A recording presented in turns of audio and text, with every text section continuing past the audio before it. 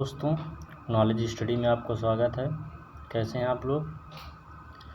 आज भारतीय संविधान का भाग 4 में हम करेंगे पॉलिटी के महत्वपूर्ण 30 क्वेश्चन, जो कि सभी एग्ज़ाम जैसे SSC, MTS, CHSL, CGL, UPP, RO सभी एग्ज़ामों के लिए अति महत्वपूर्ण है। तो चलते हैं, शुरू करते हैं। आज का पहला क्वेश्चन है, संविधान बनने के समय नॉर्थ ईस्ट फ्रंटियर एजेंसी यानी नेफा के नाम से जाना जाता था। Option A Assam, B Meghalaya, C Nagaland, D Arunachal Pradesh. जैसा कि आप लोग जानते हैं, क्वेश्चन नंबर 1 का आंसर है ऑप्शन नंबर डी, अरुणाचल प्रदेश। अरुणाचल प्रदेश का पूरा नाम नेफा के नाम से जाना जाता था। क्वेश्चन नंबर 2, राज्य की वास्तविक कार्यपालिका शक्ति का प्रयोग किसके द्वारा किया जाता है? ऑप्शन ए मुख्यमंत्री, ऑप्शन बी राज्यपाल, ऑप्शन सी मंत्रिपरिषद, ऑप्शन डी मुख्य न्यायाधीश। तो क्वेश्चन नंबर 2 का आंसर है ऑप्शन नंबर ए, मुख्यमंत्री। क्वेश्चन नंबर 3, राज्य के वित्तीय लेखाओं पर नियंत्रण कौन रखता है? ऑप्शन ए राज्यपाल, बी वित्त सचिव, सी नियंत्रक एवं महालेखक परीक्षक, डी मुख्यमंत्री। तो क्वेश्चन नंबर 3 का आंसर है ऑप्शन नंबर सी, नियंत्रक एवं महालेखक परीक्षक। क्वेश्चन नंबर 4, राज्य में धन विधेयक प्रस्तुत किया जाता है? ऑप्शन ए दोनों में से किसी भी सदन में, ऑप्शन बी दोनों में से एक, ऑप्शन सी उच्च सदन में, ऑप्शन डी केवल विधानसभा में। क्वेश्चन नंबर 4 का आंसर है ऑप्शन नंबर डी, केवल विधानसभा में। क्वेश्चन नंबर 5, संघ तथा राज्यों के मध्य वित्तीय संबंधों की विवेचना की गई। ऑप्शन ए अनुच्छेद 268 से अनुच्छेद 293 तक, ऑप्शन बी अनुच्छेद 168 से अनुच्छेद 171 तक, ऑप्शन नंबर सी अनुच्छेद 279 से अनुच्छेद 291 तक, ऑप्शन नंबर डी अनुच्छेद 300 से अनुच्छेद 311 तक। तो क्वेश्चन नंबर 5 का आंसर है ऑप्शन नंबर ए, अनुच्छेद 268 से अनुच्छेद 293 तक। क्वेश्चन नंबर 6, कौन सा विषय समवर्ती सूची में शामिल है?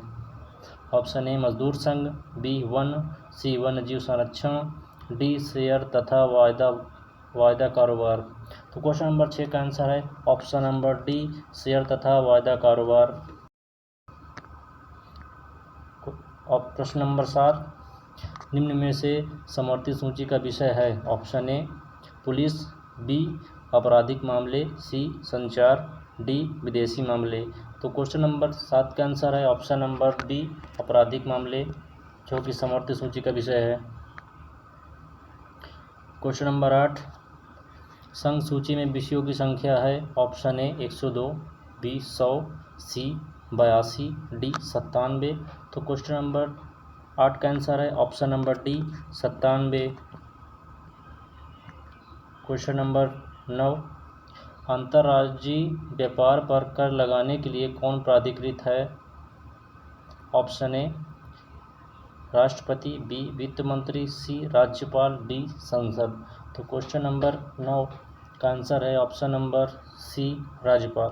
अंतर्राज्यीय व्यापार मामले पर कर लगाने के लिए राज्यपाल प्राधिकृत है। क्वेश्चन नंबर 10, भारतीय संविधान का अनुच्छेद 249 संबंधित है? ऑप्शन ए राष्ट्रपति को आपातकालीन शक्तियों से, बी लोकसभा के विघटन से, सी संसद की प्रशासनिक शक्तियों से, डी राज्य सूची के विषय के संबंध में संसद की विधायी शक्तियों से। तो क्वेश्चन नंबर 10 का आंसर है ऑप्शन नंबर डी, राज्य सूची के विषयों के संबंध में संसद की विधायी शक्तियों से। क्वेश्चन नंबर 11, वे विषय जिन पर केंद्र और राज्य दोनों कानून बना सकते हैं? ऑप्शन ए समवर्ती सूची, बी संघ सूची, सी राज्य सूची, डी अवशिष्ट विषय। तो क्वेश्चन नंबर 11 का आंसर है ऑप्शन नंबर ए, समवर्ती सूची। समवर्ती सूची में केंद्र और राज्य दोनों कानून बना सकते हैं। क्वेश्चन नंबर 12, अंतर्राज्यीय परिषद के गठन से संबंधित अनुच्छेद हैं? ऑप्शन ए 262, अनुच्छेद 264, ऑप्शन सी अनुच्छेद 271, ऑप्शन डी अनुच्छेद 263। तो क्वेश्चन नंबर 12 का आंसर है ऑप्शन नंबर डी अनुच्छेद 263, अंतर्राज्यीय परिषद के गठन से संबंधित अनुच्छेद 263 में संबंधित है। Option number D. Question number 13, क्षेत्रीय परिषदों का सृजन हुआ। ऑप्शन ए संविधान द्वारा, बी सरकारी संकल्प द्वारा, सी संसदीय कानून द्वारा, डी राष्ट्रीय विकास परिषद द्वारा। क्षेत्रीय परिषद का सृजन हुआ संविधान द्वारा, बी सरकारी संकल्प द्वारा, सी संसदीय कानून द्वारा। तो क्वेश्चन नंबर 13 का आंसर ऑप्शन नंबर ए संविधान द्वारा।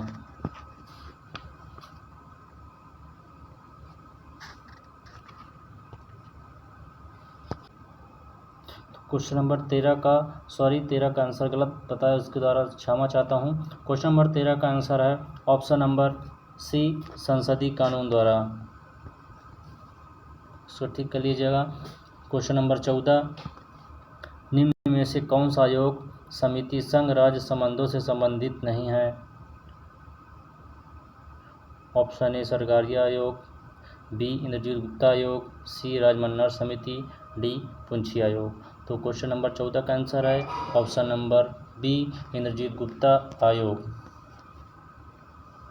क्वेश्चन नंबर 15, सर्वोच्च न्यायालय के न्यायाधीशों का वेतन और भत्ते किस पर निहित है? ऑप्शन ए रिजर्व बैंक पर, बी वित्त आयोग पर, सी संचित निधि पर, डी इनमें से कोई नहीं। तो क्वेश्चन नंबर 15 का आंसर है ऑप्शन नंबर सी भारत की संचित निधि पर। क्वेश्चन नंबर 16, उच्चतम न्यायालय की प्रथम महिला न्यायाधीश कौन थी? Option A Sujata Manohar, B Ruma Pal, C Fatima Bibi, D इनमें से कोई ही नहीं। तो क्वेश्चन नंबर 16 का आंसर है ऑप्शन नंबर सी फातिमा बीबी। क्वेश्चन नंबर 17, जिला न्यायालय में न्यायाधीशों की नियुक्ति की जाती है। ऑप्शन ए मुख्यमंत्री, बी राष्ट्रपति, सी विधि मंत्री, डी राज्यपाल। तो क्वेश्चन नंबर 17 का आंसर है ऑप्शन नंबर डी राज्यपाल। क्वेश्चन नंबर 18, निम्न में से कौन सी रीट जो केवल सरकारी पदाधिकारी के विरुद्ध की जा सकती है।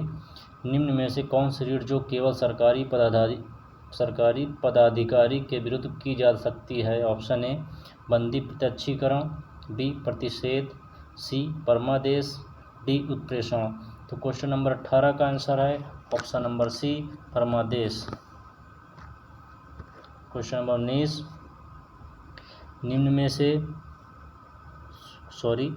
क्वेश्चन नंबर 19, सबसे पहले किस उच्च न्यायालय ने घोषणा की थी कि बंद असंवैधानिक है?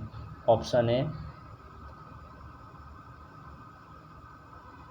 Andhra Pradesh, B Madhya Pradesh, C Orissa, D Kerala.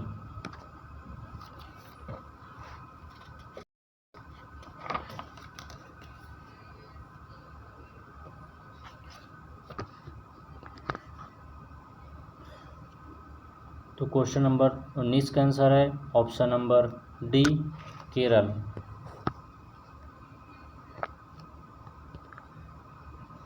Question number 20, निम्न में से किस उच्चतम न्यायालय ने न्यायाधीश तथा लोकसभा के अध्यक्ष के पदों को सुशोभित किया है? Option A K S Hegde, B P N Bhagwati, C Subba Rao, D M Hidayatullah. तो क्वेश्चन नंबर 20 का आंसर है option number A K S Hegde. Question number 21, Bharat के उच्चतम न्यायालय को प्राप्त है केवल मूल क्षेत्राधिकार, बी केवल परामर्श क्षेत्राधिकार, सी अपील और परामर्श क्षेत्राधिकार, डी ये सभी इस टाइपिंग मिस्टेक है, ये सभी होगा। तो क्वेश्चन नंबर 21 का आंसर है ऑप्शन नंबर डी, ये सभी।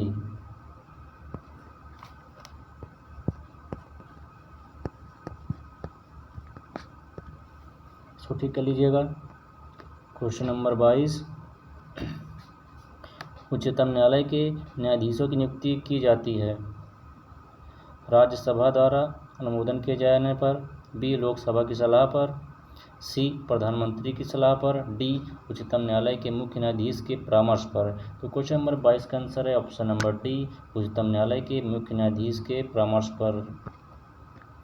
क्वेश्चन नंबर 23, भारत के सर्वोच्च न्यायालय के कार्यवाहक मुख्य न्यायाधीश की नियुक्ति करता है ऑप्शन ए मुख्य न्यायाधीश, बी प्रधानमंत्री, सी राष्ट्रपति, डी विधि मंत्री। तो क्वेश्चन नंबर 23 का आंसर है ऑप्शन नंबर सी, राष्ट्रपति। क्वेश्चन नंबर 24, उच्चतम न्यायालय के न्यायाधीशों की संख्या में वृद्धि करने की शक्ति किसके पास है? ऑप्शन ए प्रधानमंत्री, बी संसद, सी राष्ट्रपति, डी मंत्रालय। तो क्वेश्चन नंबर 24 का आंसर है ऑप्शन नंबर बी, संसद। क्वेश्चन नंबर 25, उच्चतम न्यायालय में संविधान के निर्वाचन से संबंधित मामले की सुनवाई करने के लिए अधिकतम न्यायाधीशों की संख्या होगी। Option A 10, B 9, C 7, D 5। तो क्वेश्चन नंबर 25 का आंसर है ऑप्शन नंबर डी 5।